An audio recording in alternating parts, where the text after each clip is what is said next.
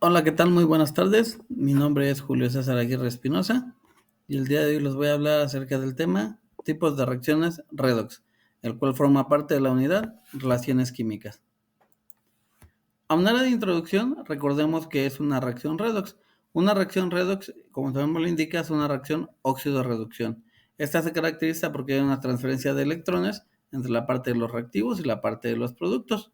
Es decir, tenemos dos semireacciones, una reacción de oxidación, la cual se caracteriza por la pérdida de electrones, y una reacción de reducción, la cual se caracteriza por una ganancia de electrones. Cabe mencionar que estas reacciones ocurren de manera simultánea. Y a manera de ejemplo de una reacción de este tipo, una reacción redox, tenemos el siguiente ejemplo. Hemos puesto los superíndices a cada uno de los elementos que están dentro de la reacción, en este caso tanto zinc como cobre, los cuales estos nos indican el estado de oxidación. Es decir, el zinc presenta un número de oxidación 0, el cobre presenta un número de oxidación 2 más en la parte de los reactivos. Una vez que reaccionan, es decir, en la parte de los productos, el zinc ahora presenta un estado de oxidación 2 más y el cobre presenta un estado de oxidación 0. ¿Esto para qué nos sirve? Para ejemplificar cómo es la transferencia de electrones que se da entre la parte de los reactivos y la parte de los productos.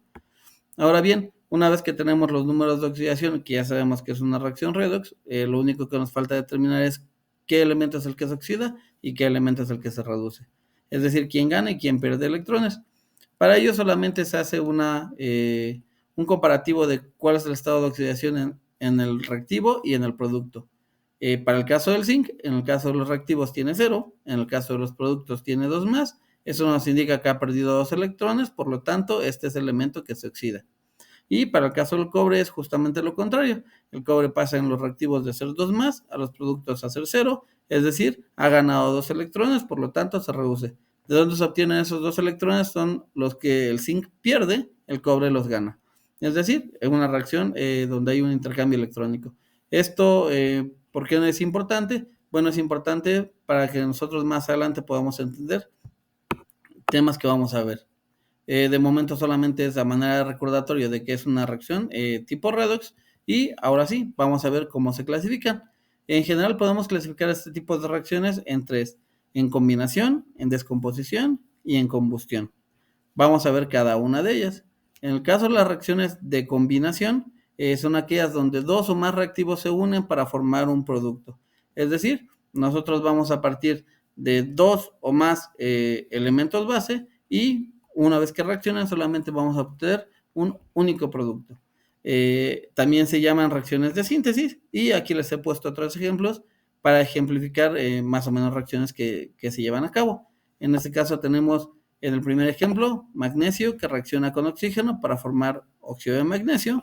En el segundo ejemplo tenemos hierro que reacciona con cloro para formar cloruro férrico.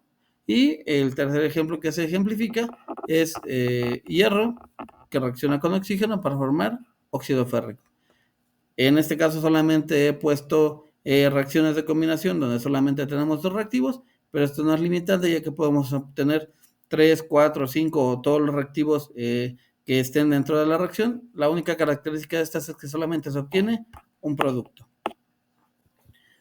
El otro tipo de reacciones que nosotros podemos tener es reacciones de descomposición. Estas se caracterizan porque un reactivo se descompone en dos o más productos. En este caso, digamos que es como si fuera un poco lo contrario al caso anterior. ¿A qué me refiero con ello? A que en el caso anterior solamente teníamos un producto. En este caso, este tipo de reacciones se caracterizan porque solamente tenemos un pero reactivo. Y al igual, este se puede descomponer en dos o más productos. Aquí les he puesto también tres ejemplos para ejemplificar este tipo de reacciones. En el primero es carbonato de calcio, el cual se descompone en óxido de calcio y dióxido de carbono. El segundo ejemplo de ellos es agua, la cual se puede descomponer en hidrógeno y en oxígeno. Y por último tenemos clorato de potasio, el cual se puede descomponer en cloruro de potasio y en oxígeno. Cabe destacar que no solamente se pueden descomponer en dos productos, sino que puede haber tres o cuatro productos. Eso no es limitante para este tipo de reacciones. La única característica es que solamente tenemos un reactivo. El tercer tipo de reacciones tipo óxido de reducción son las reacciones de combustión. Este tipo de reacciones, bueno, se caracterizan porque usualmente son reacciones con oxígeno, es decir, el oxígeno se encuentra en la parte de los reactivos, y en la parte de los productos vamos a obtener dióxido de carbono y agua.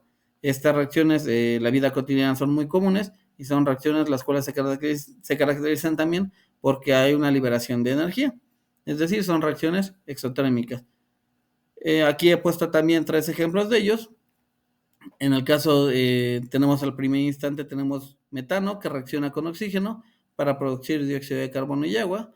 En el segundo ejemplo se muestra la molécula de propano, la cual reacciona con oxígeno para formar dióxido de carbono y agua también. Y el tercer ejemplo es etanol, el cual reacciona con oxígeno para formar dióxido de carbono y agua. Entonces, tal como se enuncia, en la parte de los reactivos tenemos algún compuesto orgánico para este tipo de ejemplos, los cuales reaccionan con oxígeno o en presencia de oxígeno y producen dióxido de carbono y agua en la parte de los productos.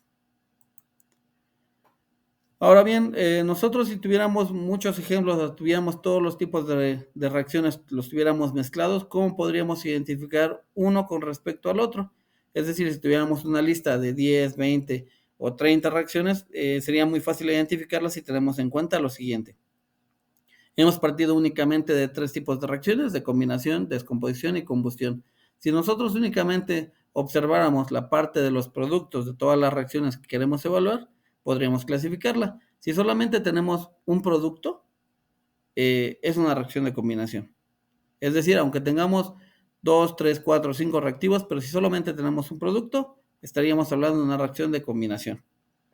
Si nosotros tenemos 2 o más productos, podríamos esperar que se tratara de una reacción de descomposición. Aquí habría que verificar o habría que poner un poco de atención en que solamente tengamos un producto, un reactivo, perdón. Si nosotros solamente tenemos un reactivo, quiere decir que estamos hablando de una reacción de descomposición. Finalmente, si nosotros tenemos una reacción de combustión, pues sería fácil identificarla, ya que en la parte de los reactivos tendríamos oxígeno y en la parte de los productos tendríamos solamente dióxido de carbono y agua. Entonces, si nosotros únicamente nos pusiéramos atención en la parte de los productos, sería relativamente fácil identificar de qué tipo de reacción nosotros estaríamos hablando. Ahora bien, en la vida cotidiana, donde nosotros podemos encontrar o donde vemos ejemplos prácticos, donde nosotros veamos este tipo de reacciones, bueno, pues aquí les traigo un par de ejemplos. El primero de ellos es una pieza de metal oxidada. Esta pieza de metal inicialmente pensamos que es hierro. Ese hierro al reaccionar con oxígeno forma óxido férrico, que es característica de ese color como naranja que nosotros observamos. Este sería un ejemplo de una reacción de síntesis, en el cual nosotros estamos obteniendo solamente un producto, que en este caso sería el óxido de hierro, a partir de hierro y oxígeno. El segundo ejemplo práctico que nosotros podemos observar es el caso del aluminio. El aluminio, todo el mundo tenemos la creencia de que el aluminio es metálico, sin embargo, el aluminio que nosotros conocemos cotidianamente es un óxido que ya se ha formado, es decir, el aluminio ha reaccionado con el oxígeno y formó una capa de óxido de aluminio. Entonces, eso también teníamos solamente un producto y estaríamos hablando de una reacción de combinación. El tercer ejemplo que nosotros podemos observar en la vida cotidiana es, por ejemplo, el de la quema de un combustible en un motor de combustión interna. Nosotros ponemos gasolina, la gasolina en presencia de oxígeno puede reaccionar y forma dióxido de carbono y agua. La energía que produce este tipo de reacción es la que hace que nuestro automóvil pueda moverse día a día. Y por último, estaríamos hablando del caso del agua oxigenada. El agua oxigenada se descompone en 2 cosas, que sería agua y oxígeno. Es decir, no sé si ustedes hayan observado, pero si dejamos una botella de agua oxigenada destapada, simplemente con el paso del tiempo se descompone esta agua y solamente forma agua y oxígeno. Entonces estaríamos hablando de una reacción de descomposición. Bueno, estos solamente son ejemplos prácticos para que vean que las reacciones que nosotros podemos observar en el aula también se pueden ver en la vida cotidiana o estamos técnicamente rodeados de ellas. Bueno, finalmente les presento la parte de la bibliografía. Les he puesto 3 libros que a mí se me hacen interesantes y al final les pongo una anotación. Por ser parte de la Universidad Autónoma del Estado de Hidalgo, bueno, se recomienda el uso de la biblioteca digital. En ella tienen acceso a una cantidad muy grande de ejemplares tanto de libros, tesis, tesinas, artículos científicos y demás.